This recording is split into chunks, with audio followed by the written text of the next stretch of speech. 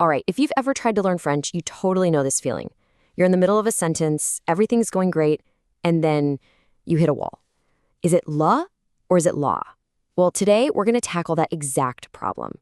French noun gender. But forget what you've heard about just memorizing endless lists. We're going to look at this a whole new way and learn to actually hear the patterns that are hiding right in front of us. First things first, let's just get this out of the way. When you're starting out trying to understand why a table, la table, is feminine, but a desk, le bureau, is masculine, I mean, it can feel completely and totally random. It's honestly kind of annoying, right? It feels like there's no logic to it whatsoever. And because it feels so random, we fall into this trap, this big myth, that it's all just about memorization. That it's just a huge, never-ending 50-50 guessing game. But here's the thing. What if I told you that's not really the whole story? What if there's a secret system hiding in plain sight? This quote right here is the key. This is the big idea, and honestly, it's a game changer. Instead of just memorizing single words, think of it like you're learning to play music. The endings of French words are like notes or maybe even scales. Yeah, at first you have to think about it, but after a little practice, your intuition just takes over. You start to feel what sounds right without even thinking about the rule. So, let's start by tuning our ears to that masculine scale. There are some super common, super reliable endings that pretty much scream, hey, I'm a masculine noun over here. Let's dive in and see how to spot them. Okay, so our very first note to listen for is the age ending. You gotta know this one. It is an absolute workhorse. It's one of the most common and consistent masculine signs in the whole language. So from now on, when you see a word ending in age, your gut instinct should immediately be masculine. Just listen to these for a second. Le fromage, le mariage, le refuge, les loges. Can you hear that? That common sound at the end? That is the masculine music we're talking about. It's a pattern you can train your brain to recognize in a split second. Ready for another really powerful one? Keep an eye out for the ment ending. Now, what's so great about this one is that a ton of these words are what we call cognates. They look and mean pretty much the same thing in English. That gives you a huge advantage right from the start. So think about words like le médicament, le testament, or le jugement. You already know what these words mean. Now, by just recognizing that ment pattern, you can feel really confident that they're masculine. It's all about building up this mental library of sounds. All right, so we've got a couple of masculine notes down. Now let's switch gears and tune into the feminine melody. Because just like with the masculine nouns, there are some really common endings that are strong signals for the feminine gender. Okay, if you only learn one feminine ending today, please make it this one, tation. This ending is an unbelievably reliable sign that a word is feminine. And, lucky for us, a lot of these words come from Latin, and you guessed it, they exist in English too. I mean, just listen to this. La nation, la révolution, la tradition, la population. See what's going on here? Not only do you hear that really clear feminine ending, but you instantly know what all those words mean.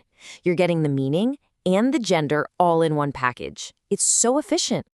And here's another awesome little trick, especially for English speakers. That feminine te ending you see in French, it often lines up perfectly with the ty suffix in English. This is such a great shortcut. Seriously, think about it. La liberté is liberty. La nationalité is nationality. Your knowledge of English is actually like a secret weapon for figuring out French gender. You know way more than you think you do. So right about now, I know what you're thinking. Okay, this is great, but what about all the exceptions? And yeah, you're right, they definitely exist. But the goal isn't to pretend they're not there.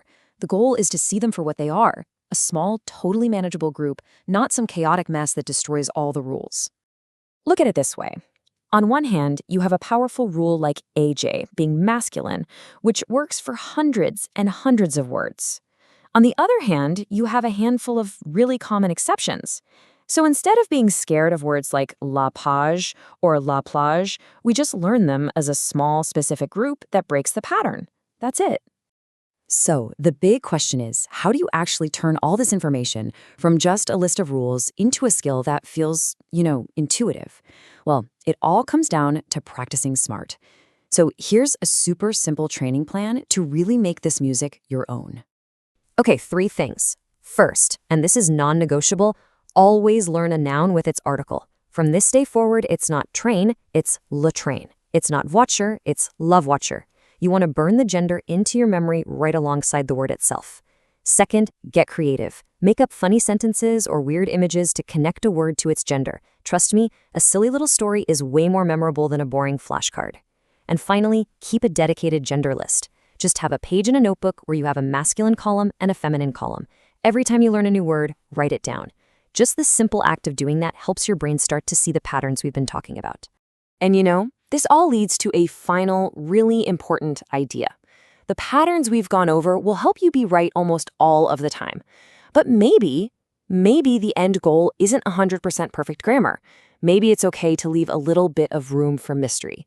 The real goal here is to get confident enough to speak, to feel the rhythm of the language, and to just enjoy the beautiful, complicated, and amazing music that is the French language. Now, listen to the French version of the video.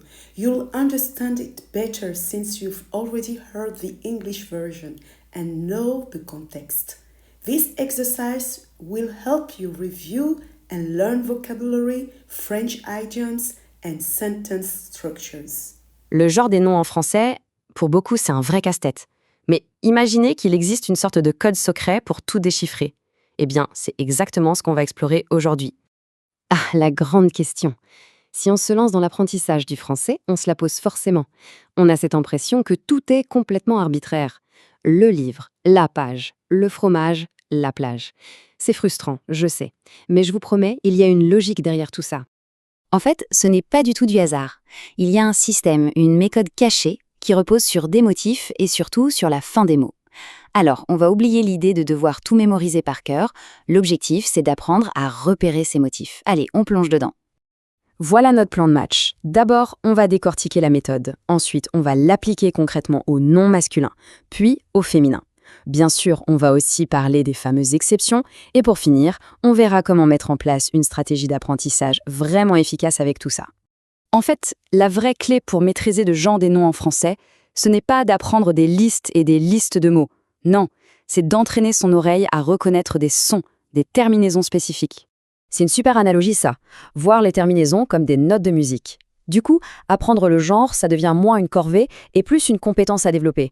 C'est comme un musicien qui apprend ses gammes pour pouvoir jouer n'importe quel morceau.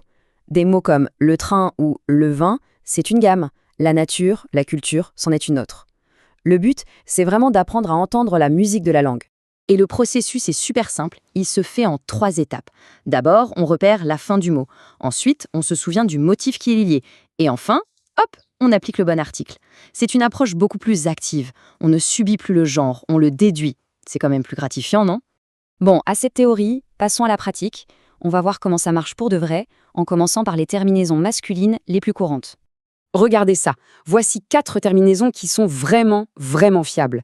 Un mot se termine en âge, fromage, mariage. Il y a de très grandes chances qu'il soit masculin.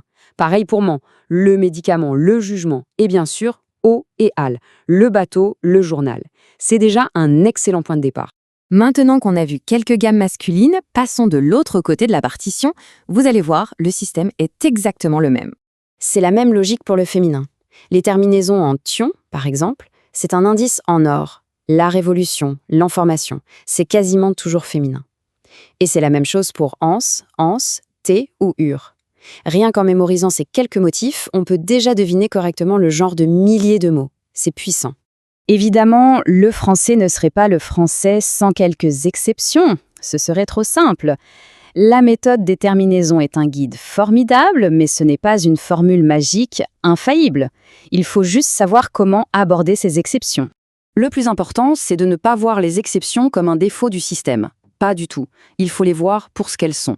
Des cas spécifiques, souvent pas si nombreux, qu'il suffit d'isoler et d'apprendre à part. En fait, le simple fait qu'elles soient des exceptions les rend plus faciles à retenir. Prenons un exemple très concret. La règle, on l'a vu, c'est que âge, c'est masculin. Ok. Mais il y a une petite poignée de mots très courants qui sont des exceptions. La page, la plage, l'image. L'astuce, c'est d'apprendre la règle et sa petite liste d'exceptions en même temps. Comme ça, on couvre quasiment tous les cas. C'est bien plus malin comme approche. D'accord. Alors maintenant, concrètement, comment on intègre cette nouvelle approche dans sa routine d'apprentissage ? Voici un petit plan d'action tout simple. Voilà les 4 piliers de la stratégie. Désormais, quand on apprend un mot, on regarde d'abord sa fin. On commence par se focaliser sur les 8 terminaisons clés qu'on vient de voir.